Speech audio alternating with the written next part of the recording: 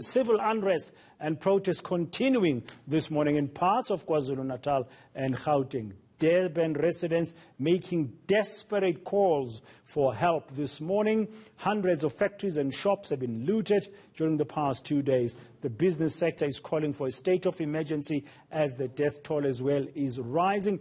Let's bring you the latest picture here, trying to find out from government, in this case the State Security Deputy Minister Zizi Kodwa, joining us now at this hour. Zizi, good afternoon. Thank you very much for your time. We've just seen there, live there, on from Queen Nandi Drive in Durban, mayhem that is going on. You are not in Durban, I understand, but earlier you were on the ground in parts of Gauteng, in Diepsloot and in Soweto. But just an initial reaction to you, why is it that we are not seeing the deployment yet, if you know, as part of government, of soldiers in places like Queen Nandi Drive in Durban? Why is it taking too long? Thanks very much, Prajan. Thanks for the opportunity. You will recall that the first deployment of the first 2,000, the pre-deployment of 2,500 boots on the ground was based on the earlier intelligence information about this plan and how it will be carried, particularly around areas of Durban, Maritzburg, as well as Mpangeni. Of course, it has now developed to something else. And therefore, I agree that it's important that we need to revisit the presence of the boots on the ground in terms of visibility, both for enforcement agency, police, as well as the defense. But I think what we've also appreciated is that above everything else, we need a presence of leadership, the leadership of the country, the leadership of government. That's why today you're making reference to our visit to Maponya and some areas in Soweto and Alex.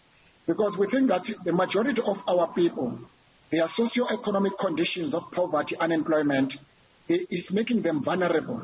Our people are being misused, they are being misled to something else that they themselves, they cannot tell why they are doing what they are doing. Who's misleading the people? Who's misleading the people in your knowledge, sir? It's precisely, I'm sure you'd have read some of the allegations that have emerged. Of course, we've been following some instigators. Some of these investigators, Praden, do not only start now. You would have noticed that in the past, we have condemned that certain inflammatory statements were made in the past about making the country ungovernable, even before what has brought us to be where we are, which allegedly, in some instances, the source of it is a Concord decision. But of course, what you see now has got nothing to do with the Concord decision and subsequent incarceration of the former president. It's pure criminality. There are people who can see the plan that is well orchestrated somewhere in terms of this operation. That is why what you see on the screens and visuals, it's not like sporadic, it's not like spontaneous. That's why you hear allegations that people are being paid. Last night in Maponya, which is the reason I went to Maponya, a number of young people were arrested. They gave names of people who have paid them to carry a certain operation, and they are now in the custody of police. They form part of the wider investigation of the real instigators behind this violence and chaos we see, which they've got ulterior motives to destabilize the country, as you can see. That's very serious, Zizi. That's very serious claim to be making, that there are attempts currently as we speak. And you found out yourself in Soweto, in Maponya Mall, and you've been given names, that there are attempts to destabilize the country. Now, if that's the case, time is of the essence. What kind of action is government currently putting in place to stop the destabilization or the intended destabilization of the country? For an example, part of the plan of that economic sabotage, you would have seen in the recent few days, there was a blockade of the N3. And N3 is very important in terms of the inland economy, such as Free State, such as Gauteng, and so on, but also in terms of food security. And you can see now the sabotage, the destruction of the warehouses around Durban, what happened at Artfrogs this morning, what happened with water pipes and water reservoirs, is part of that destabilization. So that they will agitate for popular revolt in the country when people like me and you cannot longer buy a loaf of bread, cannot have a place where to go to have water, where already there is scarcity of fuel.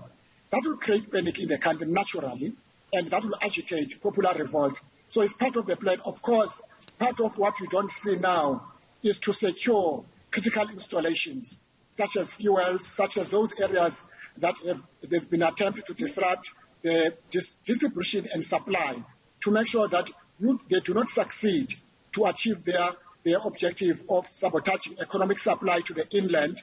Already we are beginning to see the effect of that.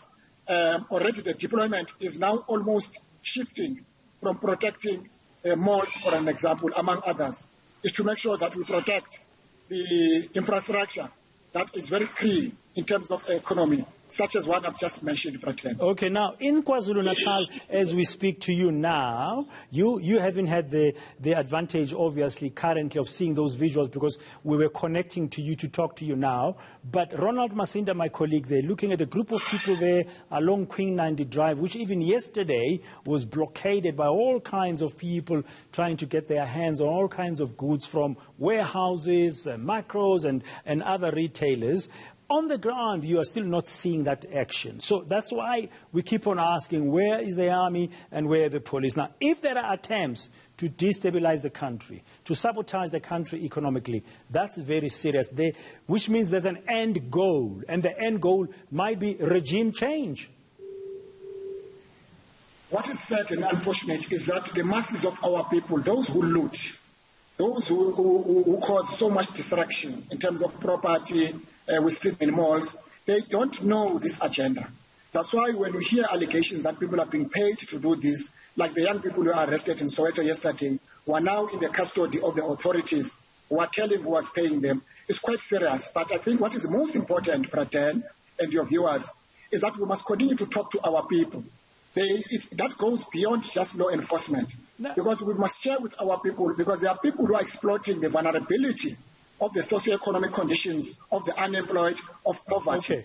Okay. I like what the cooperation between the community, the taxi association, in areas such as Tipslot, for an example. Yeah, now people are now trying to organize themselves to protect their lives, protect their livelihoods, and you are very congratulatory to that. But the point is beyond that now. If you know the names, even the Minister of Police, Bekele, told my colleague Barry Bateman earlier this morning when he was on his walkabout that there are names that are known already to government of these alleged masterminds of the destabilization attempts of what you are calling now economic sabotage of the country.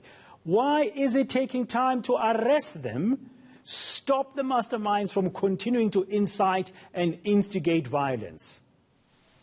Which is why, Braden, beyond what we have, you may know of somebody yourself. That's why the cooperation with the communities, talking to communities, is more powerful than just to rely on state agencies.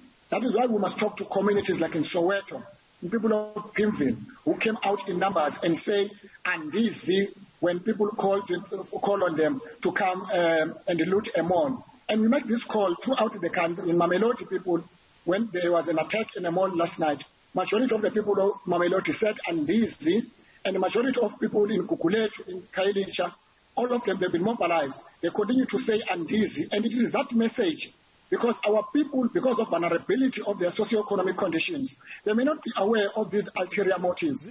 And I'm saying we may not announce the work that we are doing to make sure that we knock at the doors of the instigators. Okay. And I can show and I can assure you and your viewers. Are you knocking on the doors of the instigators as we speak?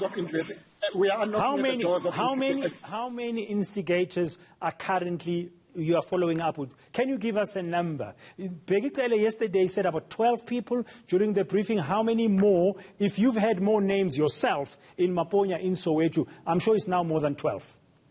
It's more than 12. There's no doubt about it, because the confession which was made by one person who was arrested, I think it could add up to numbers. But what is important is that the numbers that he was talking to, Minister of Police, these are some of the instigators who are using social media platforms, including celebrities, who are not good role models, who continue to flare up, who continue to share inflammatory statements promoting violence and therefore committing crime by so doing. But very clear to us is that there's a very orchestrated plan sitting somewhere And in a matter of time, we are getting to that plan. Already, How long? What's this time? What's the time span, Zizi? How long? The fact that we have now established that there is a plan, there is an operational plan, there are faces behind what is going on. It's not spontaneous, it's not sporadic, and already one name has been spoken about. Which name? What name is that? Whose name is that? Whose name? Can you share with the eNCA viewers? For an example, Braten, one of the serious allegations and an indictment to us as an agency is that some of the former members of the agency are behind the destabilization which we see in KZN. It's a serious indictment to the agency. That is why the minister announced yesterday. Please, Zizi, give the name. That's why yesterday the minister announced that we are investigating not just one name, which has been in the media today, but there are a number of names that have been brought to us that we are looking at those former members who probably reside around KZN or in some areas who could be connected to this destabilization.